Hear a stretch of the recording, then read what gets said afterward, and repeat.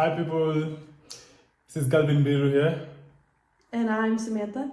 That's my wife. Yes.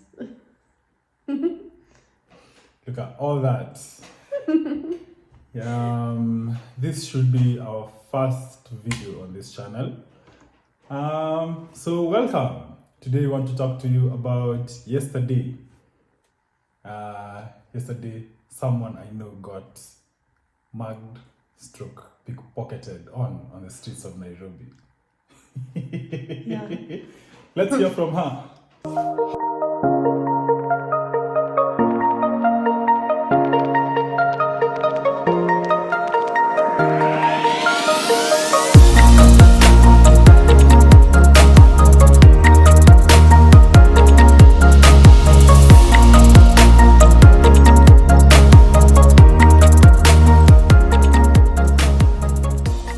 How was your experience like?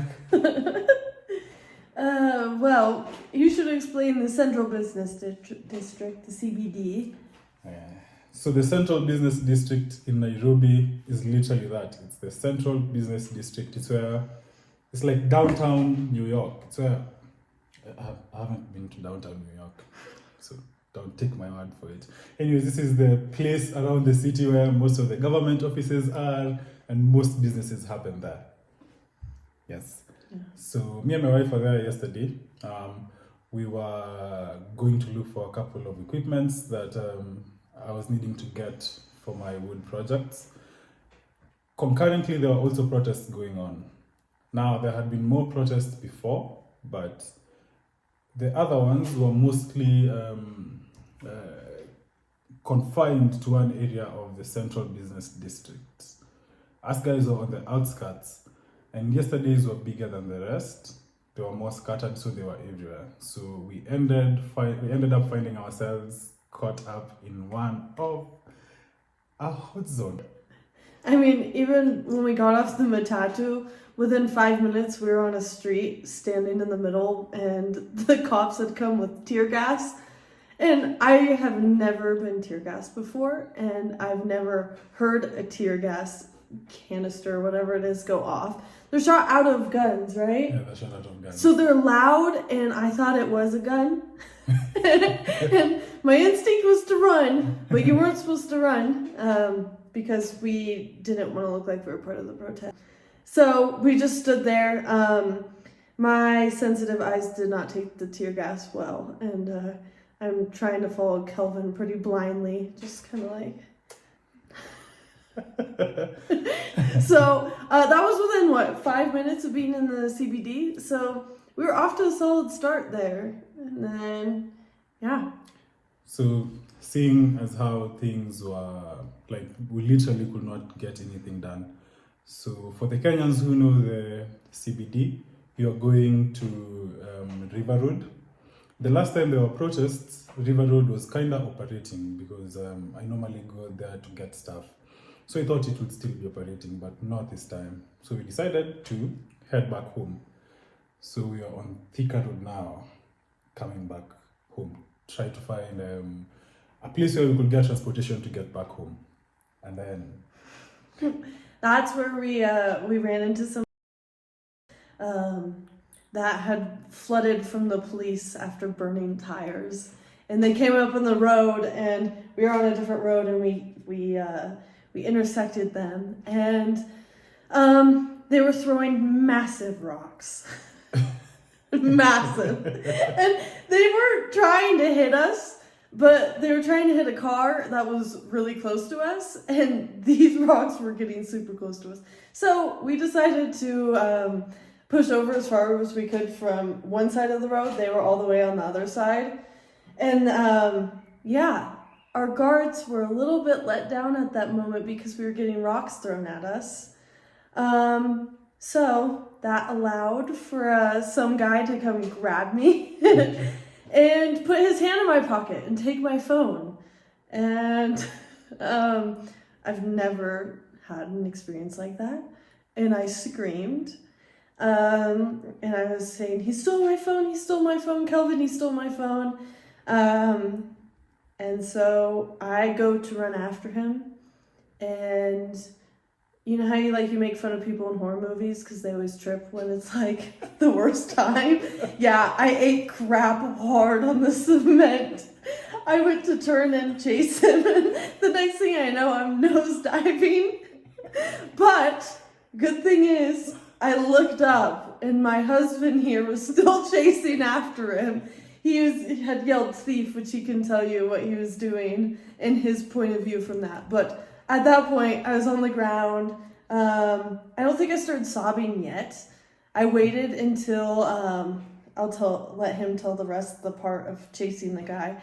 But I waited for a while, and then I sobbed a lot for probably the rest of the day. So there was a lot of crying. We're laughing now, but I was not laughing yesterday until last night. But lots of tears. So anyway, when I had ate crap and I'm sitting there on the cement, he was doing some heroic work.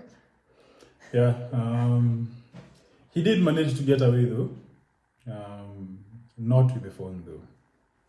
It's what we're using right now. I know you're watching, you guy in the blue thing. So how you're walking on the road, you know how you have the coming and going lane. Us guys are on the going lane, the coming lane. In Kenya, it's opposite from the US, right? Mm-hmm. Anyways, so opposite from what the US guys are used to. Same side to what the Kenyan guys are used to. Good? Yeah. So now, not before that, I was very aware of what was going on around me, until the rocks were being hurled.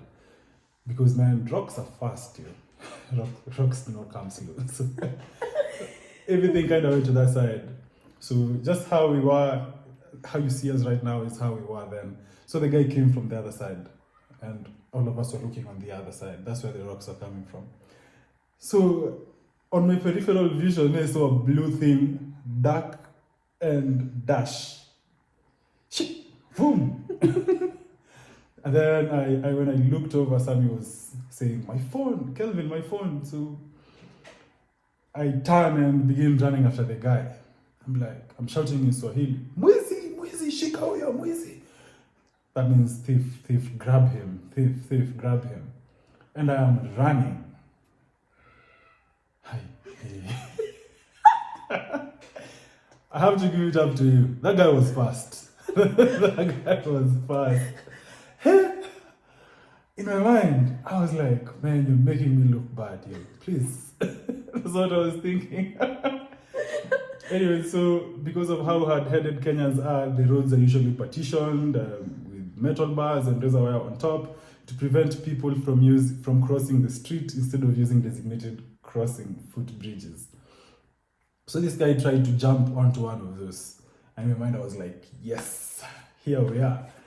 So that gave me enough time to catch up to him. When he realized he couldn't jump through, he changed tacks and began running. So now I was close to him. I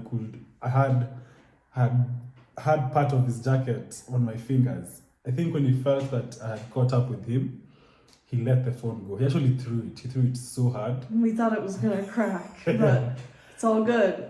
So that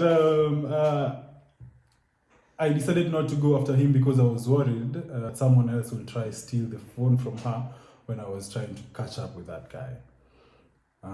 Anyways, so now we get the phone back, we look at it, so I'm asking her, is it broken? Is the screen broken or anything? No, it was okay, it wasn't broken. And now we're meeting people. Everyone is just like, what's up? Did you get it back? Yeah. Thank you for everyone who cared. Weren't they all talking about me tripping and falling too? Oh, I forgot to tell you a very important part. As I turned, running, I could see Sammy on my peripheral vision too, running with me. And then she just like, shh.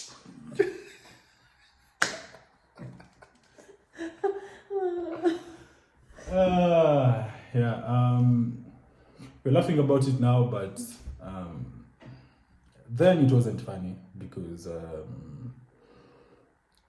it's I don't know how would you say, it was very unexpected, and when you're trying to have, especially like me, I'm trying to have my wife get accustomed to Nairobi and such.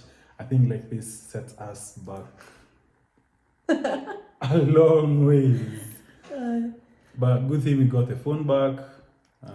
Not hurt. Yeah, we Good. didn't get hurt. Just a few scrapes. Yeah, a few scrapes on her knees.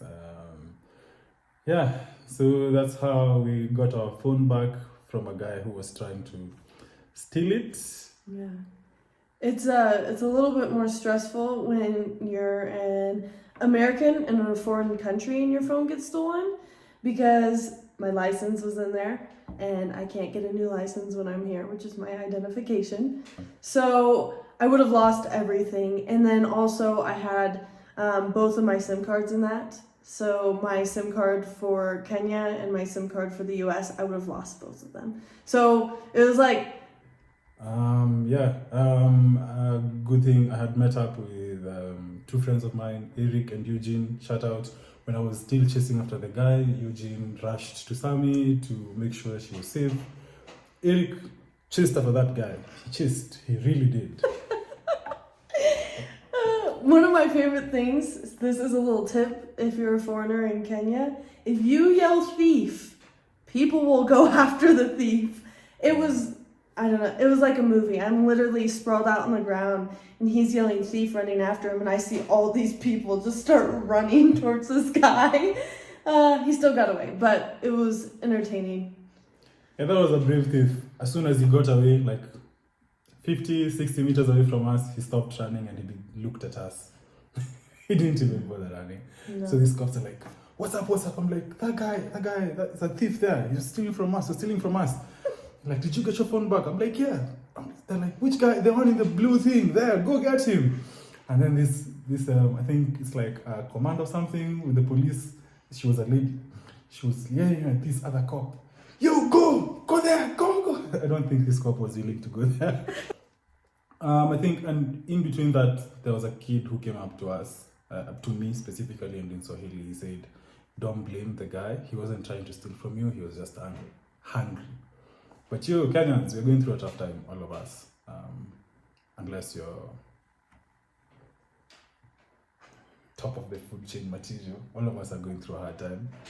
Especially us, the youth and such, when we shouldn't take advantage of people who are trying to fight for a better country for the whole of us to try and steal from other people.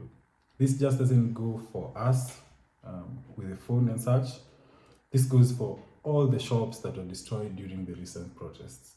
There are people who had invested a lot into their businesses, and these businesses with mostly no formal jobs going around are what circulate money in the economy and pay us. Like for example, me, I build things, so I'm mostly working for businesses, building shops for them and such and such. When you wreck a person's shop with how heavy investments they put in there, it's bad. It's the government that is doing wrong, not us. Please don't steal. I would rather you ask for help from people before you begin stealing. Think about it this way. If we had caught this guy with the amount of anger that was going around, and there are also people who were protecting their shops that were chasing after him, if we would have caught him, this guy might have probably ended up losing his life. See? Over a phone that he might have probably not even got the full worth of it. I understand we are hungry and such, but please let's be careful in everything that we do. And stealing is never the way to go. Yeah. I mean, the president stole. See him now. So if you're an American, if you can't tell from that, there's a lot of political unrest in Kenya right now.